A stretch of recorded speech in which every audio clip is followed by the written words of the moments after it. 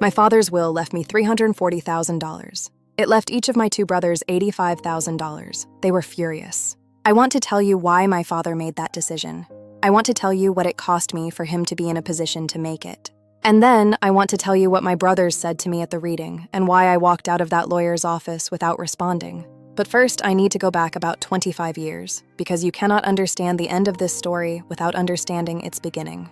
And its beginning starts in a kitchen in Spokane, Washington on a Tuesday evening in 1999. When I was 11 years old and made my first full dinner for a family of 4. Hello everyone, if you're new here, please subscribe. Your support helps us continue these stories. Now let's begin. Chapter 1. The year everything changed. My mother was diagnosed with lupus when I was 9. This is not a story about lupus specifically, but it is a story shaped by chronic illness. And I want to be precise about what that means before I describe my childhood. Lupus is unpredictable. It flares. During flares, it is genuinely debilitating. Joint pain, fatigue, cognitive fog. All of it arriving on a schedule that no one can anticipate. During remissions, my mother was largely functional, largely herself. But the remissions were never certain, and the flares were never final, and the family's life organized itself around this uncertainty. My father, Dennis, was a contractor. He ran a small business, residential renovations mostly. That required him to be on job sites by 7 in the morning and frequently not home until 6 or 7 at night. He was a good man. He worked hard. He loved my mother in a way that was obvious even to young children. He was also, by the nature of his work and the era in which he was raised, not the parent who handled the domestic interior of our lives. That left me. I am the oldest. My brothers are Kevin, who is 2 years younger, and Patrick, who is 5 years younger. In 1999, Kevin was 9, and Patrick was 6, and I was 11, and my mother was having a bad flare.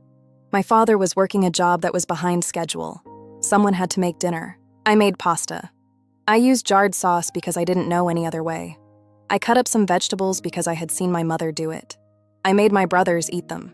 That Tuesday night was the beginning of something I wouldn't have a name for until adulthood, something that therapists call parentification, the process by which a child assumes adult responsibilities, becomes a caretaker, loses access to parts of their childhood in exchange for holding together a household. I became very good at it. Chapter 2. What my life looked like. By the time I was 13, I was doing the following on a regular basis. Cooking dinner 4 or 5 nights a week. Grocery shopping with a list I made myself based on what we needed and what was in the budget. Doing 3 children's worth of laundry on the weekends. Getting Kevin and Patrick to school when my mother couldn't get out of bed. Taking Patrick to his pediatric appointments when my mother was in too much pain to drive. Sitting with her during bad flares and keeping track of her medications. I want to be clear, my father tried. He took over on weekends. He hired help when he could afford it. He told me I was a good girl and he didn't know what they'd do without me, which was meant as a compliment, and which I received as a compliment, and which I understand now was actually a burden being placed on my shoulders in the language of praise. Kevin and Patrick did what children do. They let me handle things. Kevin was sweet but passive. Patrick was demanding in the entitled way of children who have always had their needs met. Neither of them helped in ways commensurate with what I was contributing. I don't entirely blame them. They were children. But the imbalance was real. Chapter 3.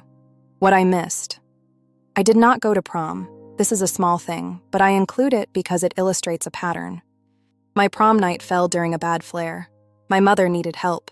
I had already bought a dress, navy blue, the first formal dress I had ever owned. I returned it the following week for store credit that I used to buy Patrick new sneakers because he had grown out of his. I did not attend the majority of my high school's after-school social events.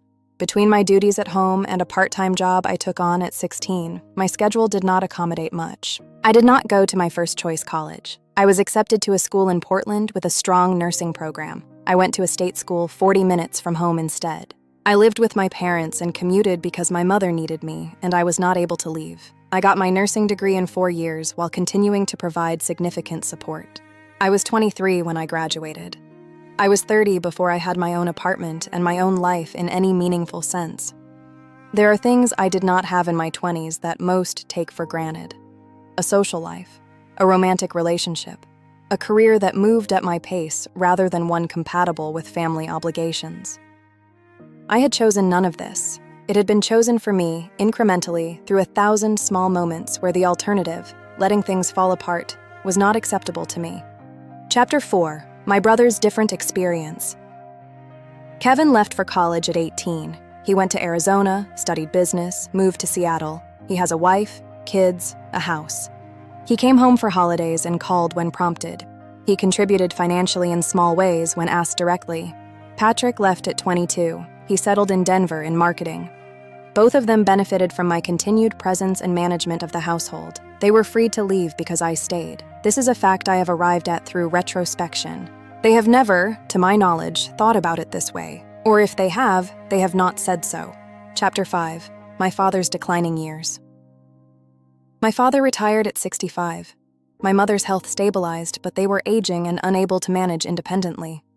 I was their primary support. I managed medical appointments, insurance paperwork, and the sale of the home. I arranged finances and navigated Medicare.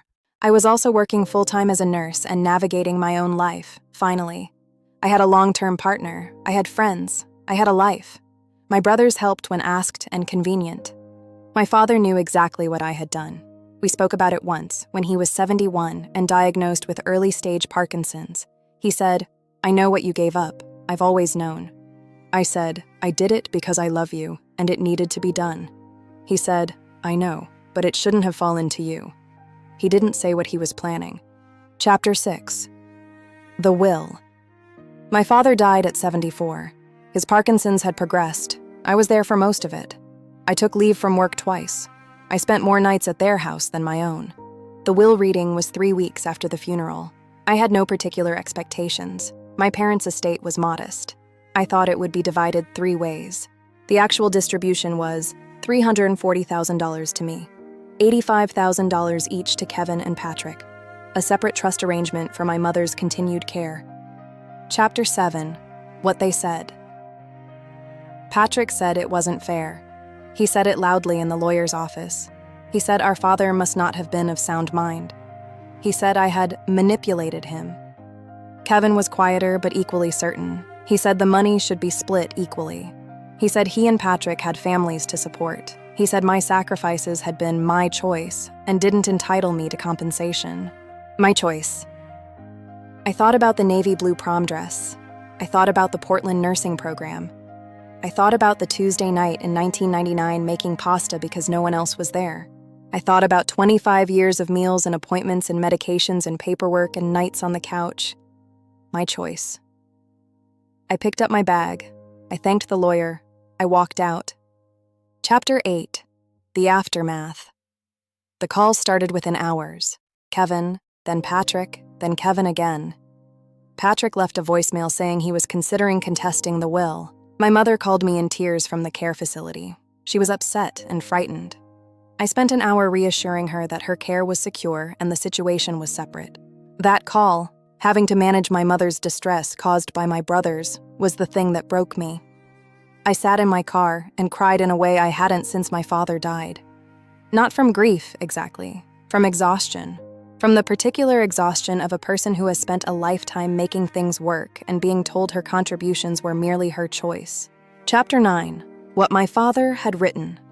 The lawyer sent me a letter my father had prepared. He had written it himself in his shaky Parkinson's handwriting. I'm not sharing the full letter. But he wrote, "Laura has spent her adult life holding this family together. She did not choose this. She was placed in a position where the alternative was to let people suffer. Her brothers had the freedom to build their lives because Laura did not. This distribution is my attempt to correct an imbalance I allowed to persist for too long. It is not full compensation, but it is honest." I read that letter 4 times in the lawyer's parking lot. Then I drove home and made dinner and went to bed. Chapter 10. Resolution and Reflection. Patrick did not contest the will. His lawyer told him challenges are difficult. He sent a message saying I was the favorite. I did not respond. Kevin reached out 2 months later. He said he'd been thinking and maybe they had been unfair. It was not a full reckoning, but the beginning of one. It is careful, not warm. It might become something. My mother is stable. I visit on Sundays. I used the inheritance to pay off my mortgage. I've taken a vacation to Portugal, alone, reading books and watching the Atlantic. I am 45 years old. I am a good nurse. I have a good life. I also carry the weight of a childhood that was not fully mine. That weight is real. It's also not the heaviest thing I carry. The heaviest thing I carry is my father's letter, which I read when I need to be reminded that someone saw me. To anyone who grew up parentified, being seen matters. It is not too late. The people who tell you your sacrifices were just choices are wrong. They were choices made in a context you didn't create. Your history matters. You matter. Subscribe for more. I'll see you next time.